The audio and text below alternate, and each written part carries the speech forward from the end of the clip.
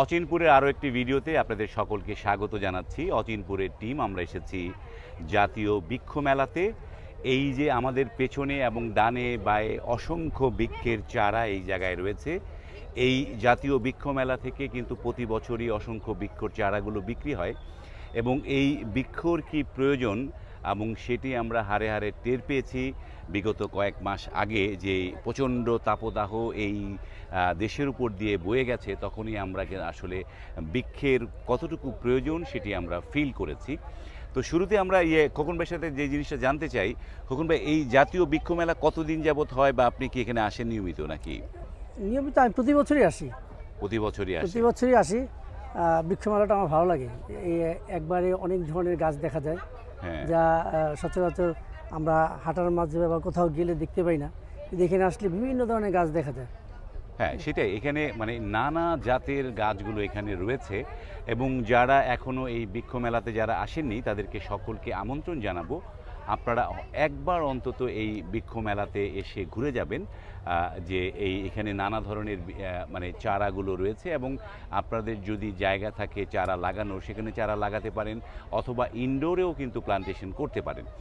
এই বিষয়ে আমরা একটু পল্টুর অনুভূতি, বৃক্ষের সাথে পল্টুর সম্পর্ক অনেক বেশি। আমরা কোনো কিছু বৃক্ষের নাম না জানলে তখনই আমরা পল্টু শরণাপন্ন হই, পল্টু এটা কী গাছ। তো পল্টু, এই যে আমরা যেগুলো দাঁড়িয়ে আছি, এইটা আসলে কি গাছের চারা? এগুলো আমার সামনে লটকনের চারা। লটকনের চারা? হ্যাঁ, লটকনের চারা। বাংলাদেশে এই মুহূর্তে লটকনের ব্যাপক প্রসার এবং ফলন হচ্ছে দুটোই, এবং বাণিজ্যিকভাবে চাষাবাদ হচ্ছে আর কি। বাণিজ্যিক হচ্ছে। এটা গাছগুলো কত বড় হয় লটকনটা? লটকন গাছ সচরাচর দেশি গাছ, খুব ঝাপড়ানো হয়, বড় গাছ হয়, মানে আম বা ওই যে ইয়ের মতো হয়, কি যদি বলে আমাদের ওই যে পেয়ারা গাছের এর বেশি যে জাম বা কাঁঠাল যত বড় হয় তত বড় তো এইটা মানে লটকন হয় না। না, অতটা বড় হয়, মাঝারি পেয়ারা বা কামরাঙ্গা গাছের মতো সাইজ। পেয়ারা বা কামরাঙ্গা গাছের মতো হয়। আর শুধু এখানে লটকন না, এখানে অনেক দেশি বিদেশি গাছের চারা এবং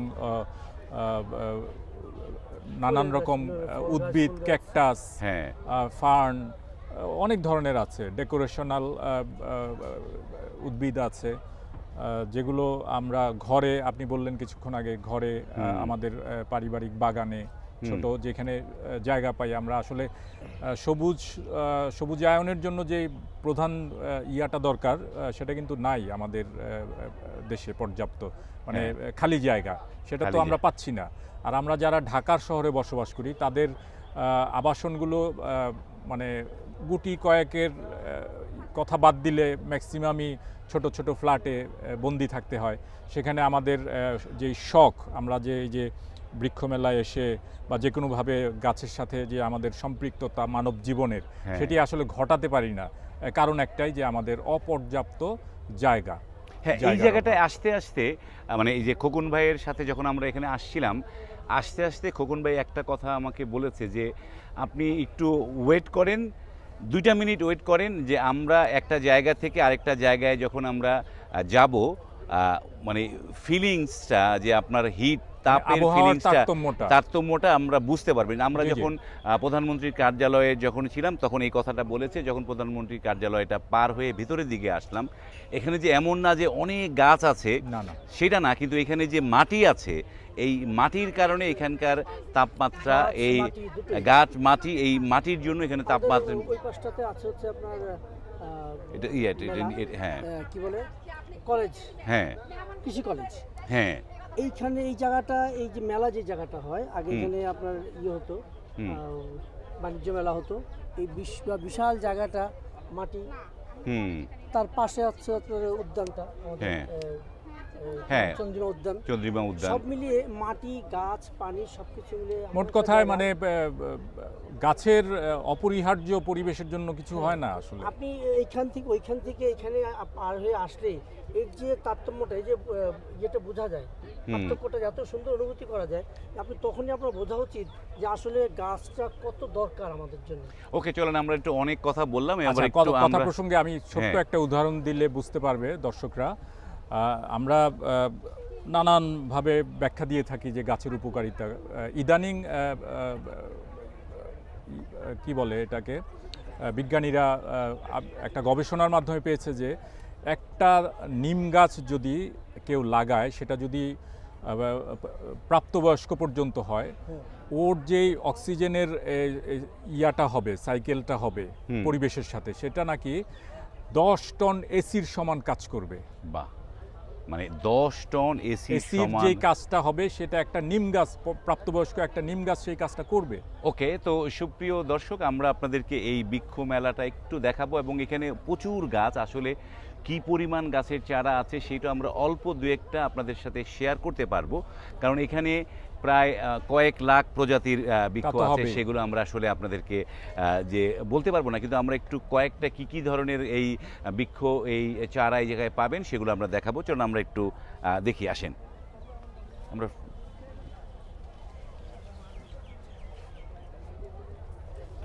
তো আমরা এই যে বৃক্ষ মেলাতে যে নানা ধরনের চারা পাওয়া যায়, তবে একটা সময় আমাদের দেশে কিন্তু এই যে বৃক্ষ মেলাগুলোতে দেশীয় চারা প্রচুর ছিল, এখন কিন্তু বিদেশি চারা অনেক দেখা যাচ্ছে। এটা একটা শঙ্কার বিষয় আমার কাছে মনে হয়। শঙ্কার বিষয়, আমরা সৌন্দর্যের প্রতি আকৃষ্ট হয়ে এই ডেকোরেশনাল প্লান্টেশনগুলো দিকে বেশি ঝুঁকে যাচ্ছি। হ্যাঁ, এই জিনিসটা আসলে পরিবেশের জন্য কিন্তু একটা ক্ষতিকারক। হ্যাঁ, মানে ক্ষতি ঠিক বলবো না, মানে পরিবেশের জন্য যেটা প্রয়োজন সেটা না করে আমরা ঘরের ইয়া করছি, সৌন্দর্য বর্ধনের জন্য কাজ করছি। হ্যাঁ, মানে এটা হচ্ছে কি, যেই প্রকৃতি, যেই জলবায়ু, যেই মাটিতে যেই বৃক্ষটার প্রয়োজন, আসলে সেই বৃক্ষটাই তো রোপণ করা উচিত। আমরা এখন যদি ব্রাজিল থেকে গাছ এনে এখানে রোপণ করি, বা আমরা যদি মালয়েশিয়া থেকে গাছ এনে রোপণ করি, তাহলে সেই পরিবেশের যে একটা ভারসাম্য সেটা কিন্তু হচ্ছে না। আমাদের দেশের যে আবহমান কাল থেকে যেই ধরনের বৃক্ষ এই বাংলায় ছিল, সেই বৃক্ষগুলোকেই বেশি বেশি করে আমাদের রোপণ করা উচিত। এবং এই ব্যাপারে কিন্তু আসলে জনসচেতনতার প্রয়োজন। হ্যাঁ, সেটা প্রচুর পরিমাণে পাবলিককে বোঝাতে হবে। মানে যে আমাদের এখন তো মিডিয়ার অভাব নাই, নানান রকম media, print media, personal YouTube আছে, ফেসবুক আছে, বিভিন্ন চ্যানেল আছে। সবারই উচিত এই যে মানে পরিবেশের ক্ষেত্রে, পরিবেশের প্রয়োজনে কি গাছগুলো লাগানো দরকার সেগুলোর দিকে একটু নজর দেয়া অতি জরুরি। এবং আমাদের দেশে যে আমাদের দেশীয় যে বৃক্ষগুলো, এগুলো রোপণের সুবিধা কি, আপনি একটা গাছ রোপণ করলেন, সেখান থেকে আরও অনেক গাছের মানে চারা জন্ম নেয়, আরও অনেক গাছ সেই গাছ থেকে কিন্তু হয়ে যায় প্রাকৃতিকভাবে।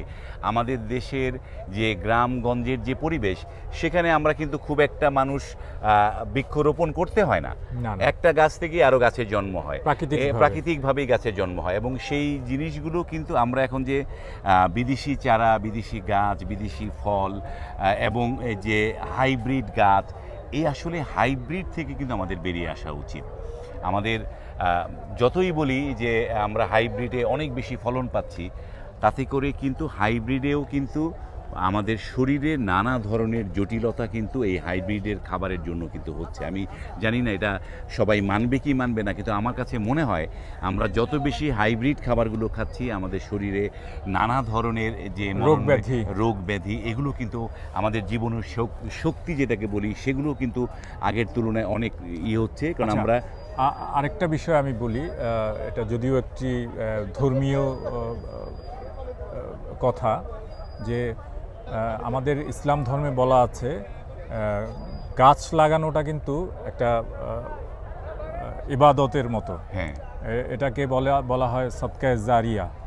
মানে একটা বৃক্ষ যদি কেউ রোপণ করে যায়, সেই বৃক্ষের জীবন যতদিন থাকবে এবং সেই বৃক্ষের মাধ্যমে যত মানুষ উপকৃত হবে, যত পশু পাখি উপকৃত হবে, কীট পতঙ্গ উপকৃত হবে, এগুলোর সম্পূর্ণ দোয়া এবং বেনিফিটটা যে গাছটা লাগিয়েছে সে কিন্তু পাবে। সুপ্রিয় দর্শক, আমরা একটি নার্সারির ম্যানেজারের সাথে কথা বলছি। তো ওনার নাম হচ্ছে পারভেজ মোশাররফ। তো মোশাররফ ভাই, আসসালামু আলাইকুম। ওয়ালাইকুম আসসালাম। তো আপনাদের নার্সারির নামটা কি? আমাদের নার্সারির নাম কিশোরগঞ্জ নার্সারি। কিশোরগঞ্জ নার্সারি। এটা কি কিশোরগঞ্জে আপনাদের নার্সারিটা, নাকি অন্য কোন জায়গায়? না, ঠিকানা চারাবাগ, আশুলিয়া, ঢাকা। আশুলিয়ার চারাবাগে আপনাদের ঠিকানা। তো এই যে জায়গাটায় যে বৃক্ষ মেলায় আপনারা কতদিন যাবত অ্যাটেন্ড করছেন এই জায়গাটায় আপনার নার্সারি? এই জায়গায় করে আমরা 20 বছর ধরে। হ্যাঁ 20 বছর। 20 বছর যাবত এই নার্সারিতে আপনারা? আগে ছিল এয়ারপোর্টে, আগে এয়ারপোর্টের ওই যে পুরানো এয়ারপোর্টে ছিল হ্যাঁ। আগে, এখন পরে এই আমরা এই জায়গায় এই জায়গাটায় আসছে। তো আপনাদের এই নার্সারিতে চলুন আমরা একটু হাঁটি। আপনাদের নার্সারিতে কি ধরনের বৃক্ষগুলো পাওয়া যায় আপনাদের নার্সারিতে? এগুলো ফল গাছ, ফুল গাছ, ওষুধি গাছ, বংসাই, সব ধরনের গাছ মানে সব ভ্যারাইটিস, সব ধরনের আপনারা বনসাই থেকে শুরু করে ফল ফুল সব কিছুই আপনাদের এখানে। সেগুলো কি বাংলাদেশি করেন নাকি আপনারা আমদানি করেন? না না, আমরা চায়না থেকে আমরা চায়নার থেকে ইন্ডিয়ান কিনে আনি, ইন্ডিয়া থেকে আমরা কিনে আনি। মানে চায়না থেকে ইন্ডিয়া, ইন্ডিয়া থেকে আপনারা নিয়ে আসেন।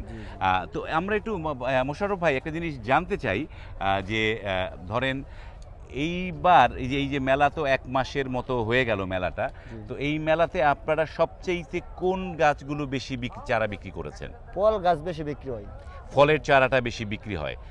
ফুলও আসে, ফুল একটু কম হয় আর ফল একটু বেশি হয়। ফলের বেশি হয়। এই যে আপনার এখানে যে এইগুলো একটু এই যে আমগুলো, এটা কি আমাদের দেশি জাতের আম এগুলো? না না, এটা হচ্ছে গুরুমতি আম, ইন্ডিয়ান আম। ইন্ডিয়ান। আর ওই যে ব্যানানা, এটা হচ্ছে আমার থাইল্যান্ডের আম। ওটা থাইল্যান্ডের বানানা আম। এই যে আমরা একটা জাস্ট ছোট্ট একটু ধারণা দেওয়ার জন্য, যেমন এই গাছের চারাটার দাম কত? কোনটা? এটার দাম কত? 3000 টাকা। এটা চারার দাম 3000 টাকা? না না, এটা গাছশো, আর এমনি প্যাকেট আছে 200 টাকা। হ্যাঁ, আর এমনি বস্তায় না, আছে 200 টাকা। আমি এই গাছটার দাম বলছি, দাম 3000 টাকা। এটা দাম 3000 টাকা। আর থাইল্যান্ডের বানানাটার দাম কত? একই দাম, ছোটটা দামে নিলে একই দাম, আর বড়টা দামে নিলে 8000 টাকা। বড়টা নিলে 8000 টাকা। তো আর এই যে ছোট যে ফুলের চারাগুলো, এগুলো কি দামে বিক্রি হচ্ছে এগুলো? এগুলো জবা আছে 150, বাগান বিলাস 150, এগুলো আলমন্ডা 200 করিয়া, কমিলিয়া 100, এরকম কাঠগোলাপ 200 300, দামে আছে 1000 2000, লেবু গাছ দামে 1000, বস্তায় 200। মানে এইটার একটা প্রকারভেদটা হচ্ছে ড্রামের মধ্যে এক দাম, আর হচ্ছে পলি প্যাকেটটা আরেক দাম, এই তো? পলি প্যাকেটটা এরকম দাম। আমরা একটু এইদিকে আসেন মোশাররফ ভাই, আপনাদের এইটা একটু ঘুরে দেখি আমরা। এই যে এখানে আমাদের দেশীয় জাতের সাথে বিদেশি যে ফুল গাছগুলো, সেগুলো এখানে রয়েছে।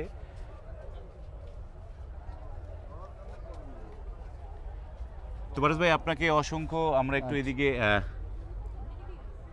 এইটা কি গাছ? এইটা কি? এইটার এটা কিউ যায়। হ্যাঁ, কিউ যায়।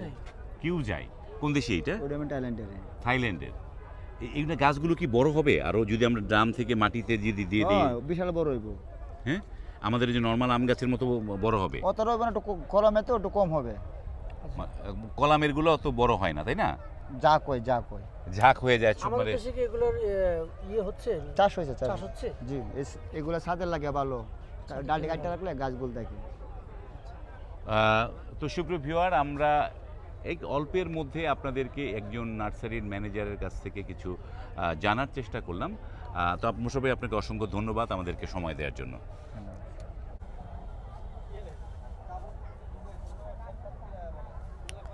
খোকন ভাই, একটা বিষয় দেখেন, এটা আমি হাসানের সাথেও বলেছি যে বৃক্ষ মেলায় দিনে দিনে মানে ডেকোরেশনের যে গাছগুলো এগুলো বাড়ছে, এগুলোর সংখ্যা বাড়ছে। হ্যাঁ, সত্যি তাই। এটা কিন্তু একটা মানে সংখ্যার অনেকে আমরা ব্যাপার। সংখ্যা তো অবশ্যই, এটা অনেকটা মানে পরিবেশের ক্ষেত্রে বিরূপ একটা প্রভাব পড়বে। আমরা ওই মানে প্রয়োজনীয় যে বৃক্ষরোপণ সেটার দিকে না গিয়ে আমরা ঘর সাজানোর ইসে চলে যাচ্ছি।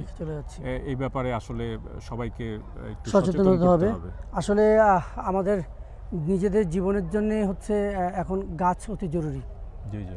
আপনার বিশ্ব জলবায়ু যেভাবে পরিবর্তন হয়েছে, তাতে হুমকির মুখে, সবচেয়ে বেশি হুমকির মুখে হচ্ছে আমাদের দেশ।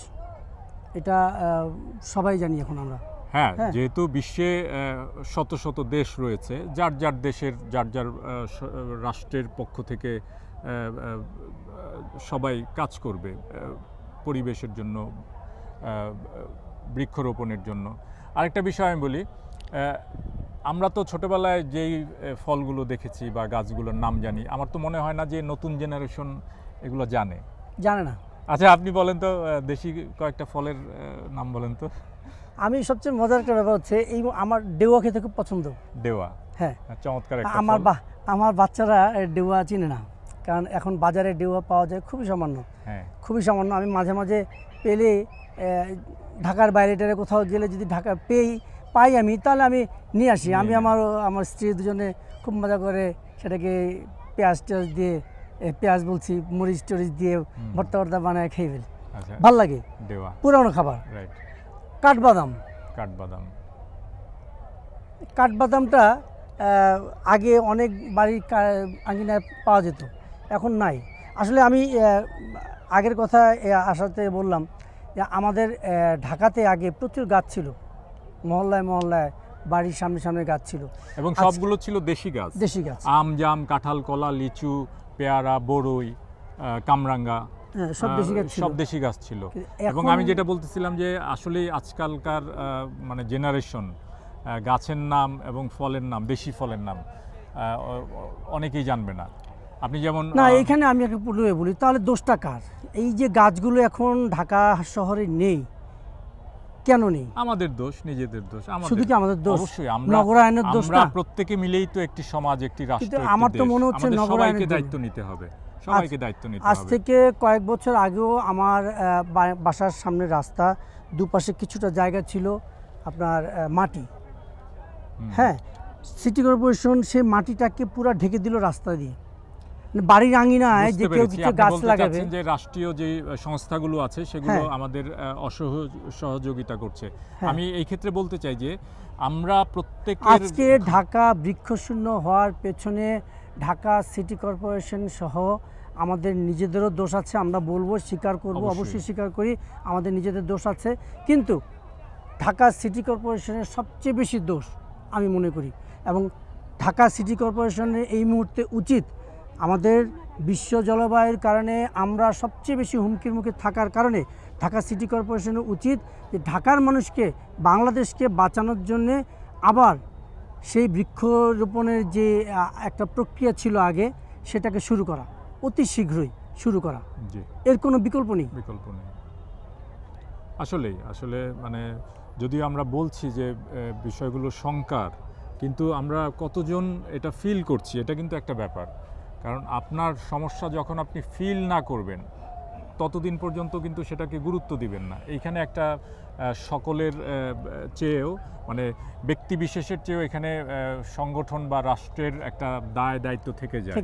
আপনার কথাতে এটাই প্রমাণ পাচ্ছে আসলে, যে বিভিন্ন সংস্থাগুলো রাষ্ট্রের তাদের শক্তি এবং তাদের যে বল সব কিছুই বেশি। সো সেই দিক থেকে তারা যদি আন্দোলনটাকে, বৃক্ষরোপণ আন্দোলনটাকে মানে প্রতিনিয়ত এটা একটা স্বাভাবিক কর্মকাণ্ডে রূপদান করে, তাহলে আমার মনে হয় না যে আবার ঢাকা পরিবেশ আমরা ফিরে পেতে বেশি দিন সময় লাগবে। হ্যাঁ, সত্যি তাই। জোটে যদি মোটে একটি পয়সা, ক্ষুধার লাগিয়া খাদ্য কিনিও।